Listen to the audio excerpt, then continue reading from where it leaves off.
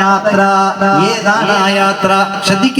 ഒരു ദിനമുണ്ടോരോ യാത്ര, തീരെ മടക്കമില്ലാത്ത യാത്ര.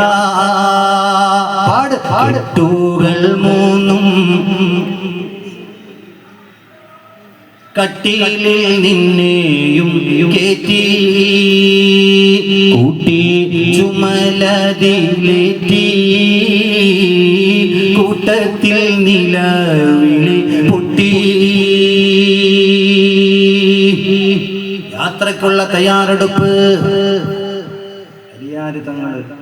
അത്ഭുതത്തോടെ ചോദിച്ചു, ഫാത്തിമ, ഈ വിവരം ആരാ പറഞ്ഞേ? എന്റെ പൊന്നുപ്പയായ, എന്റെ പ്രിയപ്പെട്ട പിതാവായ അഷ്റഫുൽ ഖൽഖ് റസൂലുള്ളാഹ്.